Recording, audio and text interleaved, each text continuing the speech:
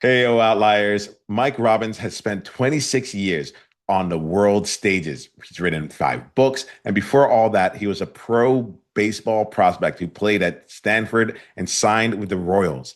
At 52, at the height of his powers, he can feel a whole new chapter trying to be born, one where he hustles less and matters more. But every instinct that built this remarkable career, the push, the drive, the relentless achieving, is the exact thing now standing in the way. So, what happens when a master realizes the next level can't be forced and only allowed? Let's get into the room and find out. Hello there, Outliers. Niiamah is Sean here, and thank you so much for joining us here today. Outliers, I have a treat here. I get to spend time with Mike Robbins, who has an incredible history, but also perspective of looking not just at the world and at business, but at like people and how they show up. So I'm really interested in, and excited for this conversation. We're going to be playing quite a bit here. Mike, thanks for making the time to come and and join us here today. Niiamah, thanks for inviting me, man. I'm looking forward to having this conversation. Yeah, same here. Same here. Like, Michael, let's give Outliers a chance to get to know you a bit here. You mind letting us know more about you and the game you're currently playing? Oh gosh. I mean, there's a lot of things I could tell you about myself, but I've been, this is year 26 for me as a professional speaker and author and coach. And I guess I've been podcasting I think I started my first podcast in 2007 when Nice. most people, myself included, didn't even know what the hell a podcast was. I've nodded vigorously for any of you that are listening because usually I'm like, yeah, I started in 2014. People are like, oh, you've been on it, but like yeah, nicely done. Well done. So yeah, I mean, I've written 5 books. My most recent one's called "We're All in This Together." My wife Michelle and I live here in the San Francisco Bay Area, and we've got 2 girls. Samantha is 20 and just finished year 2 of college, and Rosie is 17 and just about to start her senior year of high school next school year. So life is full for sure. Uh, Congratulations and kudos to you on both of that. And you said 17. I was like, is she getting ready to start or not? You have another year with there at home, so that feels Yep. good. All right, Yep. cool. So I get really curious here because like to see like where are you creating? What are you still building right now? So like, why don't you tell Outliers here and me like what's something that you're working on right now that's just like really lighting you up? It's interesting. I'm at a really interesting moment in my life and with my work. I love what I do. I still love it. I get on stage and speak, and it's still as exciting for me in year 26 as it was, the first year I started doing this. But I'm also, I'm 52 now. Michelle and I are about to be empty nesters in a little over a year, and I just have been having this inkling over the last year or two that there's like something new wanting to emerge. And I don't know exactly what it is. And I don't think it's something like completely out of left field. Um, so, and I'm normally like, I'm sure a lot of people listening and watching, very focused, very goal oriented, very much this and then this and then this. But I've sort of been, since I turned 50, I've just had a little bit of a different perspective on my life and my work. And I'm actually wanting to hustle less and impact more.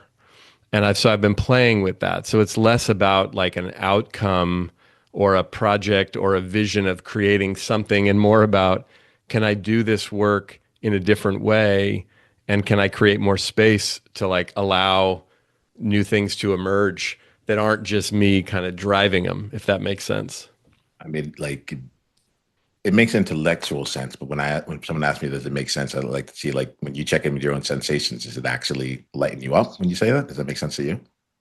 hmm I would say yes and no, because I still don't know what it is yet. And I know Yep. it's kind of weird as we're talking, but anybody listening or watching, it's like one of the things that a blessing and a curse about me, Yama, over the course of my life, um, is I think I've been so obsessed with outcomes and achievements and performance that has served me, especially when I was younger. Yeah. Um, but I also think sometimes it gets in the way of actually really listening to like what's wanting to emerge, if that makes sense. Yeah. And so I think I'm in a place, and again, people, you and I just meeting, people listening, watching don't necessarily know me, but this is sort of like not how I've been for a lot of my life. So what is lighting me up is the patience and the wisdom that I think I have to just kind of slow down and listen. Continuing, like we just launched a new website, we've just done a bit of a rebrand, like all of these practical business things that I am actually excited about. Like I think my website looks friggin' awesome It now. looks really good. It looks Thank you. really good. Like I was just And there. I we was like, and it we looks really good. we invested a lot of time and a lot of money and a lot of energy into it. So it's like, damn, that's actually Yeah, it But looks the good. Yeah. weird thing is, and it's not that I'm not excited about that, but I'm sort of even more excited about, can I actually keep doing the work while creating enough space to both, take good care of myself, but also just see, like, what is it next? What's the next chapter? So weirdly, I don't know exactly what that is. Yeah. So, but I think, in my previous life, I've had my business for almost 26 years now. I was an athlete. I played baseball all growing up. Got drafted out of high school by the Yankees. Didn't sign because I got a chance to play baseball in college at Stanford. Then went to Stanford. Got drafted by the Kansas City Royals out of Stanford. Did sign a pro contract. Went into the minor leagues as you do in pro baseball. Ended up getting injured my third season.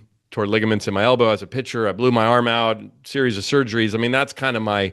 That was age 7 to 25, and it was devastating when I got hurt, but it was also weirdly kind of liberating because I was like, oh shit, what am I going to do if I'm not a baseball player? And I was this, kid with no money, raised by a single mom in Oakland, was like, this was my shot. I'm going to make it. And not only did I want to play in the big leagues, but like I wanted to use, we didn't even use this language back then, but I wanted to use that platform to see if I could actually have an impact in the world outside of just, pitching at Yankee Stadium. And when it ended, I was like, oh no, maybe I can never do that. Like, what else could I do that would be interesting and at a high enough level? And like, I felt like I have to start all over. But there was a weird part of me even then that I was like, this is super exciting because I could do anything. And while I have no interest in creating any kind of crisis or catastrophe, I there is this part of me. Sometimes I say to my wife, like, there's a lot of different things I could do. Yeah. And Yeah. and I think some of us, and I'll just say this from like one of my challenges in life has always been when I get good at something, like when I was young with baseball, all these years, speaking and coaching and writing, which I love doing, but I can get kind of locked in on, I got to do this, or this is my thing, or this is what makes me relevant or valuable or special, or this is how I make money. And it's like, I can't do anything else. And it's like, wait a minute, that's not true. So I just am allowing myself to kind of sit in that space of like, I'm not abandoning what I do because I love it. We're investing in it, but I want to do that to also create some space to see what else could be possible. Are you down if we play, Mike, here? Yes. And it feels really like you brought something to the table. I was going to ask you all these different questions, but like you're already bringing something to the table. Are you down if we just play with this I'm here? I'm I'm down. Let's do All it. right, cool.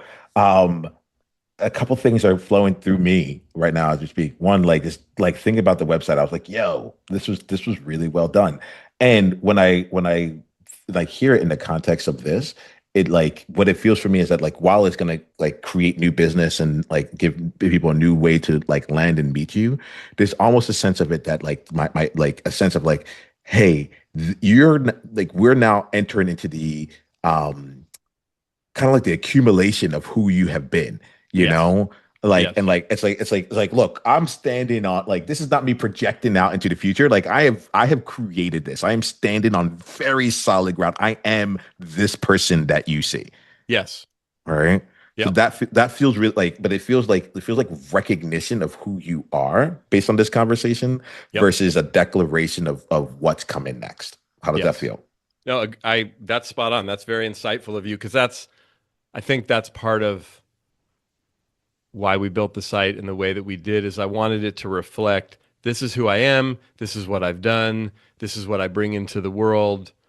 Um, but it's less about a vision for the future and more about an explanation both of the past and of the present, and like, here's who I am, here's what I do, here's how I show up in the world.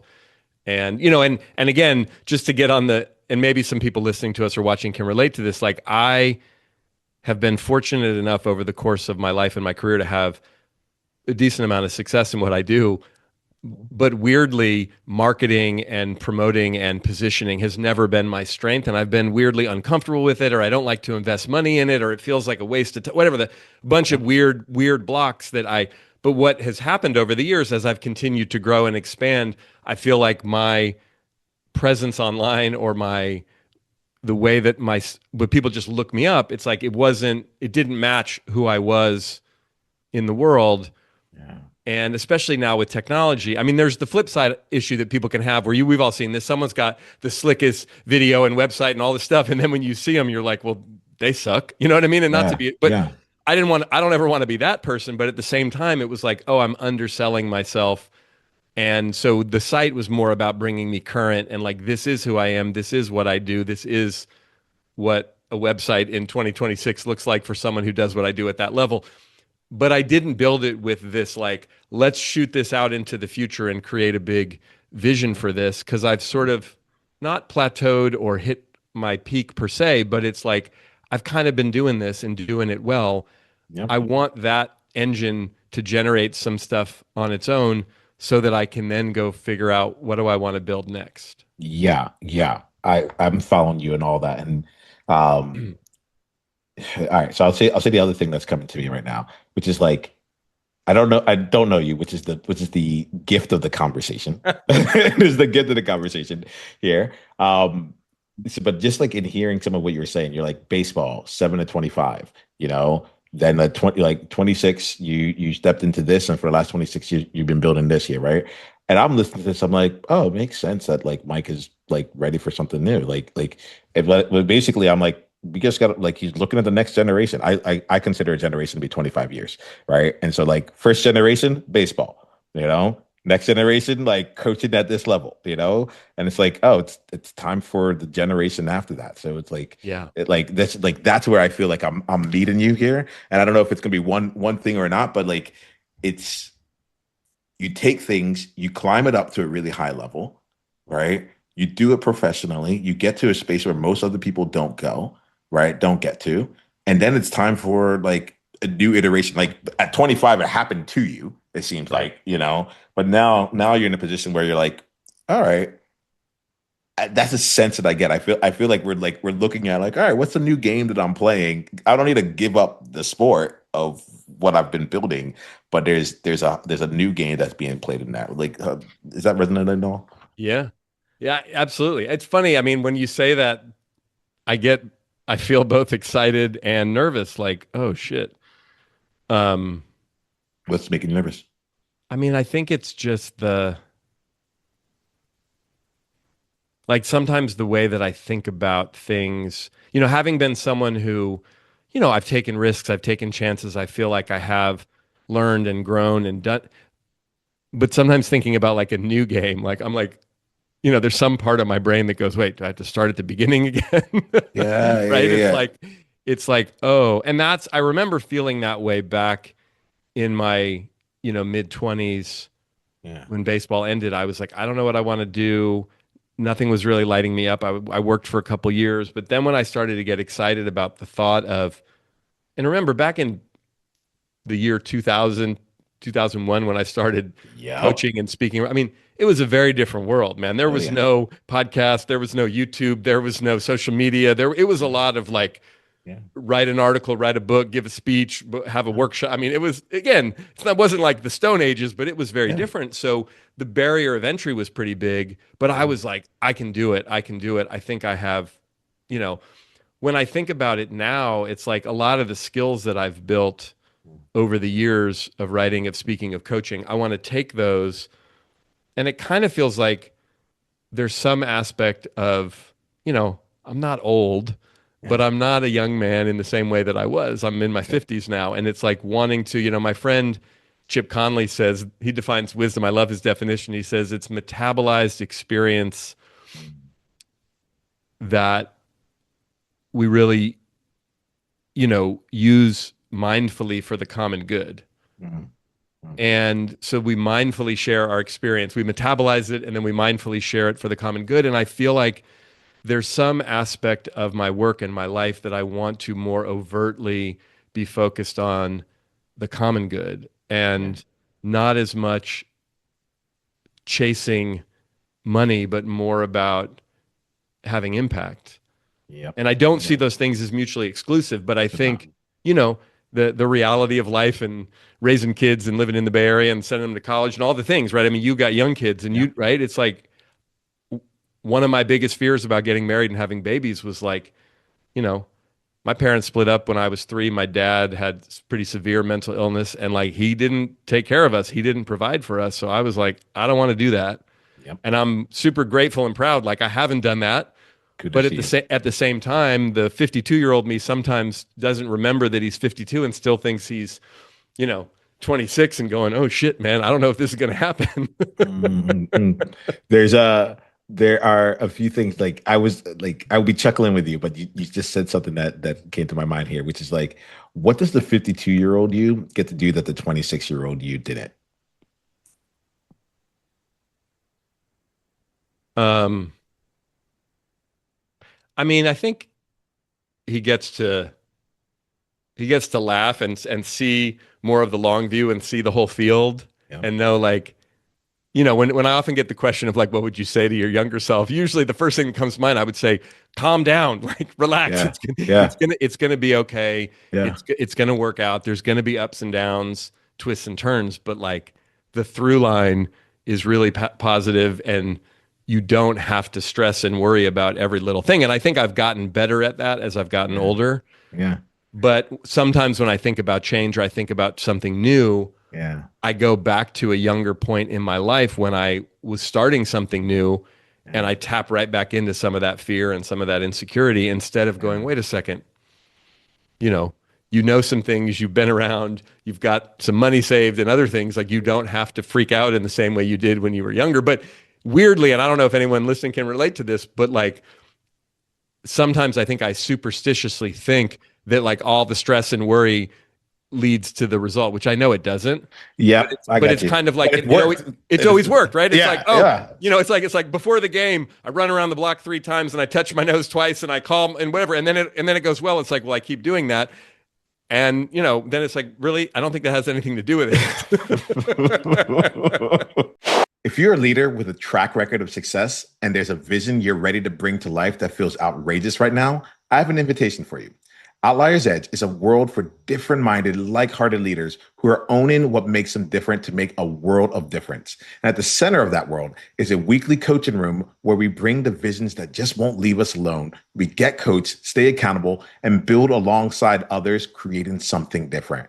If you're pursuing something that's too big, too early, or too improbable for most rooms, this is your room. Go to outliersedge.com/world and come in as my guest. Give me my 17 Jolly Ranchers. I have to go. I did it once and sorry. Exactly. Yeah, so let's do this. Let's keep playing here today, right? Yep. And I don't have any answers for you, Mike. I don't think you're looking for any of that there. I think we're just going to just see what comes up and just have fun with this. So as we play, like one of the things I'm going to say is like let's remove new, like the whole path of new from this conversation. So I'm actually going to ban you from doing anything new, whatever that happens to be. We're not like if it sounds like it's new, I'll be like, Mike, is that new? All right. Got But it. like, I think that the world of expansion for you, like I have this thing right now where like I was talking to someone about an idea I want to bring to life, and she's like, I just want to help you move forward. And I cringed inside, like my body moved in, and I was like, what's up with that? I was like, oh, that's what I've been trying to do for the last few years. Just move forward, move forward, move forward. I'm Right. like, that's not my highest and best use. Like, I'm like the person that's like up leveling. So like, let's go up and Mm. out, like up and out. Like it's this motion that is coming through. So for me right now, we're going to take new off the table for you. No, let's not. I would be very bored if you bring something new onto the table because I'm like, Okay. that's not the solution for you. The other thing that came up is like when people ask me what I would say to my younger self, right? The question to my mind was like, what would your younger self say to you? Hmm. I think my younger self would say to me, damn, you did better than I thought. Yeah, right. Like Yeah, this is gone. I mean, I think it yeah, would be like, whoa, um, I didn't expect to see all of this. Yeah. Um, Yeah. and weirdly, because even when I was younger, I mean, I had all the angst of being younger, but at the same time, I was at the risk of sounding kind of self-important, and I was pretty thoughtful. I was pretty mindful. I was Yeah. pretty earnest, even as a very young man, even as a teenager, as a kid. Yeah. So I think there would be a part of me that would be really proud, both of myself and like, man, you did that, and Yeah. like, um, so that's an interesting question because usually the question when I think of it, it's the other way around. But like, Yeah. yeah, and I also think um, there's something, like I've been sitting with this for the last year, all this stuff happening with AI, and I mean, most of the work I do is in the corporate world, so I'm speaking to Google and Wells Fargo and Microsoft and eBay and companies like that, and I'm inside these companies, and everyone there, just like everywhere else, everyone's talking about it, and either excited or freaked out or some combination. But like, I don't know. I feel this sense, and this isn't necessarily a new idea but it's like I get concerned about all of us like losing touch with our humanity and our connection with each other. And this idea that like, oh, I can ask Claude this and I can talk to Chat about that, and it just does this, and it's like, okay, cool. It's really awesome. I love it. I often feel like I'm falling behind and I don't understand it as well as I want. But at the same time, it's like, I want to be someone who can continue to remind myself and others, like, hey, we're all pretty amazing as we are. And like tapping into our own thoughts and our own feelings and our own connections with other humans is like, my 20-year-old and I went and watched Toy Story 5 Yeah. yesterday. It just came Nice. out. Yeah. And I was like crying throughout the whole movie Mm. because it was touching me on so many levels as a parent and like thinking about our girls now being 17 and 20 and all of that. But just without spoiling the movie, the premise is basically about technology and toys and kids and play and all this stuff. And it's like, I want whatever comes next in my life to be something that lights me up, but something that just helps remind people like, this, what you and I are doing, even utilizing technology, even not knowing each other an hour ago, it's like, it's the human connection that really brings the juice to life. What's the thing that you know about the human connection that most people don't?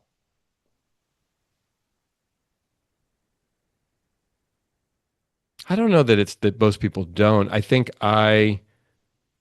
Stay with your idea. Keep letting I, go. I What's the thing that believe you acknowledge? I, that it's hard, but it's important. And it's kind of, we're all wired that way. And it's what we want. Even the most introverted people I know and have met and have worked with, like some level of wanting to be seen and heard and connected with and valued. Um, it's so simple on the one hand, but it's so profound. And there's nothing in the world that replaces it. Um, yeah, it's That, just, it's it. To me, it's the ball game, right? Even, I mean, again, even like chasing all the accolades or the success or the thing or the look of the house, the car, the money, the whatever, fill in the blank. It's like, what do I want then people to like see me and hear me and value me and say, I got you, or I love you, or that was amazing, right? It's the, when I was playing baseball, I loved after the game when we won, we could all hug each other and high five and connect. Like I didn't like the game as much as the afterwards. yeah, Um, yeah. you know, Well, like, so I'll tell you something here. I'm gonna ask you a follow up on this one, but like, I have to say, as you were talking, my soul came online. So like, I'm not just listening with my ears here, but something came on, and I was like, oh, like this is part of why Mike has gone through his whole journey in life. We get this opportunity to play, but like, my soul is a very playful soul, if that makes sense. So it's like I'm like I just want people to go play the game that they're here to play. I have no clue why, but like it is just like what I'm about, you know? yeah, So just know that like as you're talking, I'm going to invite that part of me that doesn't know how to listen, that has a different contract with you to also be in the conversation. You good with that? yep. All right, cool. Um Sorry, my brain went immediately blank right after I said that. It was like I'm like, oh, get set up, and then went immediately blank. There's a you talk about like what like the human connection, like what's coming, like what you want people to have, and you're just like I want people to see and feel, and so on and so forth. Like, tell me right now, like with the I was asking myself, like, is this already like how is this already embedded in your work? Like, so I know like you have books that are like that like call out your whole platform is about authenticity, so on and so forth. I think the question is not like how is the experience of this, not what you described, like how's the experience of that already embedded in your work? I mean, it's what I do. It's, I mean, when I'm out speaking and what I've written about all these years is about authenticity. It's about appreciation. It's about compassion and connection. So, like, thematically, topic wise, I'm usually talking about it. But to me, the real magic is what I love most about what I do, whether I'm giving a speech or I'm leading a workshop or I'm coaching someone. Um, it's those moments, those intimate, personal moments of connection and recognition. It's, someone who comes up to me afterwards and not just, oh, you were great and funny, but like shares something with me about their life, puts it, we can all be in a room together and have a shared experience where we put something in perspective, we get moved, we feel something, we think something. It's not all exactly the same thing, but it's like the remembering of, oh, yeah, that's why we're here. It's not just, the spreadsheet and the slides and the thing and the book quarterly goals and all of that stuff. And I'm grateful for all of the companies that have brought me in over the years and paid me money to speak to their people. I'm super grateful. But I've often said when I talk to my friends or my wife or people close to me, like, and I mean this with so much respect, like, I don't really give a shit if they make more money as a company or they have more market share. Like, that's not what lights me up.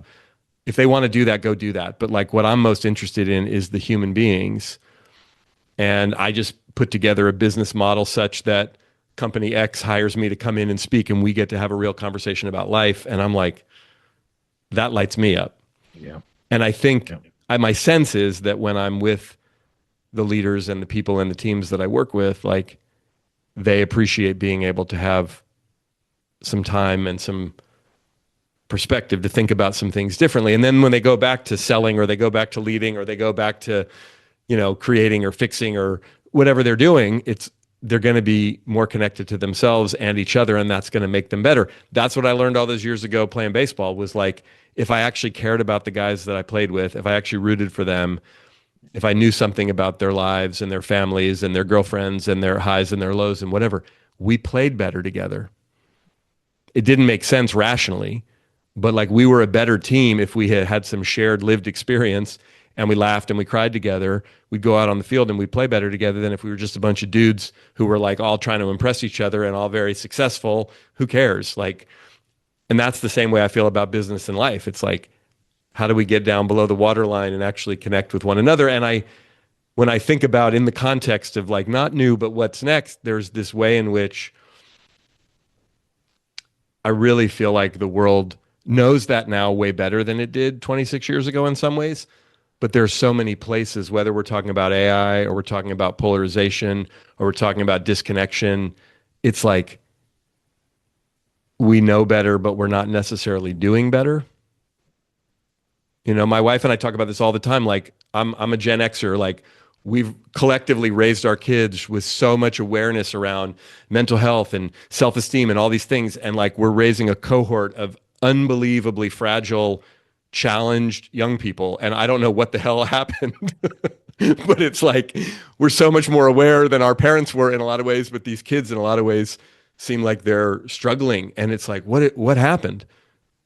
I wish I had an answer, but there's something going on that I want to be part of the solution for. That hits me as a parent right now, where there's things where I'm trying to proactively get in front of for my kids, and I'm like, this is the complete opposite of what I'm trying to have happen is Yeah. actually taking place. Is Yeah. actually taking place. Well, Now, and I will say this to you for what it's worth. I mean, I think you told okay, me before we started recording that yours are what, 3 and 5? 3 and 5 right now. Yep. Yeah. And it's, man, I mean, I say this, ours are 20 and 17. And there's a point at which, after about 10 or 12 or whatever, it feels like, I mean, when they're little too, that you feel like you're sort of on the ride and they're just sort of, whoa, this isn't what I expected. But man, when they get to preteen and then teenagers and then young adulthood, it's like you really realize, oh, I have influence, yes, but I have no control here. Yeah. And these young beings came in to teach me a lot as much as I came here to teach them. And it just, no matter how awesome you are as a parent or how awesome your kids are, it's a ride for everybody that I know. And I love it. And it's the most humbling thing I've ever done. And it's in your face like 24/7. You can't. But even when I'm like, I'm gonna go do the easy thing, which is work, like that one, at least I have like more under Right. my control, right? Yeah. Um, Mike, let me pause in real quick and just check in with you. Like, what's been some of your insights that you've had so far? Let's actually even like help you bottom line it. Like, what's been one of your Yeah. bigger insights from our conversation so far? I mean, I think, look, I appreciate your questions and just, I, I think I am in this messy, and I don't mean that in a bad way, but in this messy place of like not really sure what's coming next. Hmm. But I think I'm more excited than I am nervous about it. And as I talk about it, even though there's a little voice in my head that's like, dude, you should be clearer about this. And you're having this random mass conversation publicly, and people are like, what is this? But it's actually like, no, there's something brewing. And I'm grateful in realizing in this conversation, like, it's okay not to know and just to kind of hang out in that space, because that's not been what I've done in the past. But I think it's important right now for where I am in my life. I mean, you say that it's not been where you are in your past, but like, but I also think I heard was like from after baseball ended and before you found this thing, there was a bit of like trying to figure that out. Correct? It just was Yeah. just that. Yeah, It yeah. was, I So mean, yeah, for a couple of years I was working, I had to pay the rent and figure out how yeah, to, but I was definitely kind of lost, and I was healing a lot. There was a lot yeah, of like, I got to heal from this. And I yeah, do think another piece that's different but similar right now, like as I'm seeing the light at the end of the tunnel in this phase of my life and of yeah, parenting and Rosie graduating from high school next year and heading off to college, like I'm actually really excited about this next phase. yeah. But it's also for both me and Michelle. And Michelle and I have been together for 26 years. We're both like, this is going to be really different Hmm. because, like, I mean, you got 3 and 5 year old. It's full on and has been for the last 20 plus years for us with parenting. I think about this. I think about this more than I care to say because I'm like, I just want the high school years, but I'm like, there's just like, I'm like, no, everyone's like, no, you got to enjoy it because it goes by fast, and then when it's gone, and like you just never know the last time when XYZ is going to happen. Yeah. Like, yeah, no, I'm feeling you on this. There was something that was coming to me, like that is now just it's fallen off. It's fallen off. I'll come back to it in a little bit. It was beautiful. Let me put it that way. Thanks. Um, oh, I really wanted to go there. I'm gonna have to actually. Oh, I know what it is now. Once I was about to say I was about to let it go. It's a, the when I'm talking to you, I feel like there's kind of two things right now. I feel like we're in two different places. It's like the anticipation of knowing that a change is coming, both in life, like with school, like there's so much of this here. And then there's also like where you are right now. Yeah. And so I had like so right now we're talking here, we're having this coaching podcast. I if you go back and read the description of the Outliers Edge podcast from 2024 onwards, it said we're gonna meet the outlier and we're gonna focus on their edge. It's like this thing, there's gonna be coaching on it. And then 2 years happened and I didn't do it. Right. And so like you're actually catching me in like the first like bits of me getting back into it, Yeah. and like even us having a conversation beforehand, being like, like actually like either we're gonna do it or we're not gonna do it, but it's not Yep. gonna be what it used to be. Like that was a process for me. And what was the reason I'm bringing this in, Mike, is because for a long time I was stagnant around it. I knew that I wanted to do it, and I knew that like I just doing everything but. And what ended up changing for me was recognizing that I wanted to be I heard about this thing called the seasons of change. It's like the internal, like our internal seasons that don't happen to necessarily match our external seasons, you Yeah. know? And one of the seasons that I wanted to be in was spring, new life being created, things being budding out of the ground, experimentation, so on and so forth. And that was this, right? I was like, I wanted to be in spring. And I was like, honestly berated myself for like not like why can't I just invite people onto this podcast? And then one day it hit me that I was like, oh, I'm not in spring yet. I want to be in spring, but I'm Right. not actually in spring. And I'm curious if there's like a parallel for you here. It turns out like I was in winter, Yeah. right? Late winter, but like winter. And without getting into like too much of the specifics of it, because I don't know what phase you're in, but it was like like it became one of the most freeing things for me because I realized that being in winter didn't mean that I was just like idly sitting down waiting for the spring. What ended up happening was that it was a period of time of like letting go. It's a period of time of like the work was actually like meditation and reflecting and seeing like what gets to stay, what doesn't, right? And it was once I took on that frame of this is the season I'm actually in, then I Yeah. actually was able to do the work of that season. And within 2 weeks, I was in spring. Yeah. But it was like I until I did the work of the season, I couldn't actually get to the next stage. So I want to take Yeah. like let's shift the conversation right now a little bit and be like, well, what if you were in a different season? I feel like we want to be in the season of what's next, but we're still in the current. What if we were in the current season still? What is the work that is like that wants to be completed before you start the next thing? I think that's a good question. I mean, I've had an interesting cycle over the last like 9 or 10 months. And I feel Mhm. like a lot of what I've been doing is clearing space. So maybe in the context of what you're talking about, kind of like winter in a way, it's like you got to, clear space, clear space, clear space to plant, right? To so that what comes next can grow. And I think sometimes for me, again, sort of a blessing and a curse for me is I have, as they would say, sort of a bias towards action and results, Mhm. Yep. which I appreciate about myself, but I think sometimes can also be a hindrance because I'm like action, action, action, action, result, result, result, as opposed to wait, like, and so again, I think both things are happening simultaneously. Back to the earlier in our conversation, like building our new website, doing a rebrand, doing some repositioning on the work that I do, like a lot of that is very action oriented, very much here I am, let's do that. And then this other piece that's kind of in this inquiry about what's next or where am I at or what do I want. I'm just sort of letting that gestate and trying not to rush it, trying not to put too much pressure on myself to like figure it out. What are you going to do? What's the next? It's like, Yeah. and again, it might be another book, it might be another thing to focus on like that, but it feels like whatever it is, it's something bigger than that. Oh yeah. That might be a piece of. Do you know what I mean? And so, like I said, this is for a lot of people who don't know who I am or have never heard me or don't know me personally, and they're listening. They're like, "What the hell is this guy talking about?" But I don't think they are, by the way. it's a I big don't. deal. It's a big deal for me to both Yeah. just kind of hang out in this space Yeah. and then to even to talk about it. I mean, as I said to you before we hit record, like I'm not someone who's afraid to share whatever's going on with me, both positively and negatively.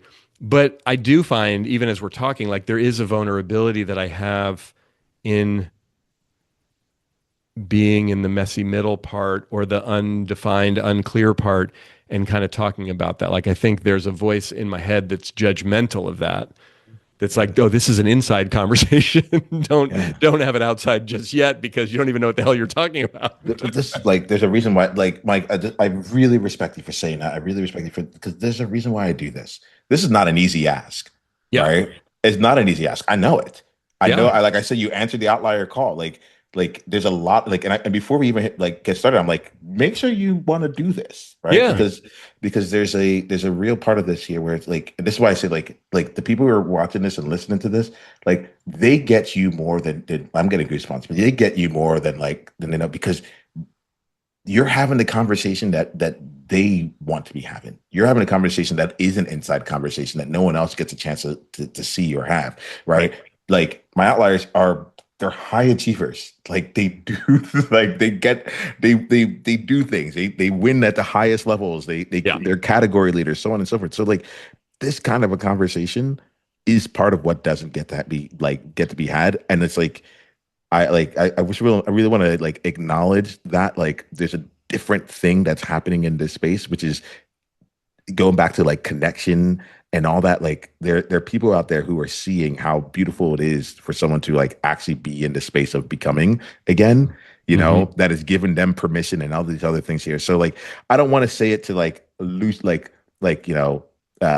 make it easier for you. That wasn't it. Like, Yeah. and nor was it supposed to be hard. It wasn't that.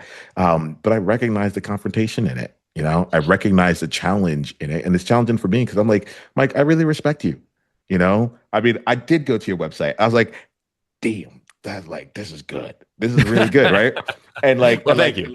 no, I'm up against the wall. I'm like, oh, we're gonna show up, we're gonna coach. But I'm like, but he has 26 years in this. Like, should I like, so on and so forth. Like, these are the thoughts that are going through my head as I'm doing it. Sure. But I'm like, we're gonna meet here in this space, and we're gonna create from here. So like, I don't I don't think there was a reason why that needed to be said other than I feel like it needed to be shared between us.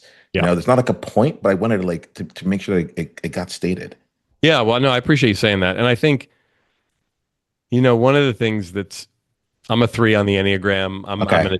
I'm an achiever personality type. I mean, I imagine a lot of people listening to us, watching us can relate whether they're threes or are familiar with the Enneagram or not, but just the idea of like wanting to perform at a high level, I think sometimes I know one of the things that will get in my way of experimentation or trying new things is, oh no, I'm going to suck at this, or this is going to be hard, or it's not going to look good, it's not going to feel good. Like I like to win, I like to perform, achieve all that stuff. And again, it's easier for me to coach other people to say like that's part of it. Like, failure is not the opposite of success; it's part of it. But as I've been talking to you and we've been having this conversation, I realize that at some level, you know, being good at things and being good at some of the things that I do, while a blessing, oftentimes also can be a hindrance. Because when I was younger and more naive and more like, hey, I'll try it. I'm not very good at much of anything. Let's see how this goes. you Yeah. know? And I think Yeah. there's an element of that. And I see this a lot of time with my clients. I see this a lot of time with senior leaders inside of organizations. And there's a lot of research that backs this up that as people get more advanced and they have more positional power, they tend to take less risks because there's more to lose and there's further to fall. And I've always thought about that as like others, or I'm coaching other people, but like I can recognize where that's true for me as well. um So we're about to wrap up, but do you mind if yep. I bring in like a few things based on what you just said? And it's gonna be a Yeah. little bit of rapid fire. Okay. Sure. Okay. So the first one is that I actually think your younger self has so much wisdom for you right now. And I think that you're actually like in a space where you're opening it up to be able to hear it again. Like when we started out the conversation, you said like baseball, if I'm getting it right, baseball was a way that you got a chance to go and make an impact. Right. And so that Hmm. means that told me like from the very beginning, your younger self knew that there was an impact that they wanted to be making from Oakland and beyond. And I'm like, I think it's time to tap back into that and listen into like what was the call there, because you've been able to continue to transmute. You say it's new. The reason I took new off the table is I'm like, you've been playing this game since you were 7. Stop it. It ended up being baseball for a while, then it ended up being this, then it's speaking and all this. But like Yep. you've been on the same quest since you were 7 years old. Yep. That is what I'm choosing to believe in this moment here. Right. One. So that's the first part. Like there's a lot of wisdom in your younger self that I think like give yourself the space to hear it. Two, the second thing that's coming through is around the like where you are right now. And you talked about risk. You mentioned risk like 2 or 3 times. You're like earlier, I don't mind taking risk and all that stuff here. And I wonder if this stage, like the part of this stage right now, is shoring up things so that you can go take the risk, right? And like, you're an action oriented person. So like my questions become like, what are the actions to shore up what you need to so that you can free yourself to take on the risks that like that might show up there, right? There's an Hmm. element of like freedom that feels like it's coming out from this, Yep. being in that space. So those are two of my outsights as we end this conversation here. You'll get more of them from me later on. I'd like to send everyone a little thing, some of the things I was thinking about that I didn't say. But my outsights are not as important as your insights, right? Because none of that like changes anything. So, Michael, we'll wrap up our conversation here. Just thank you for being gracious. Thank you for being you throughout this. Thank you for playing in the openness of it all, and in the creation of it all. What's an insight that you have for yourself here, as we wrap up for today? I mean, I think that whole idea of even tapping into my younger self, which I do to some degree, but not in the way we talked about it today, to like listen to what he might have to say that could be insightful and helpful for me currently.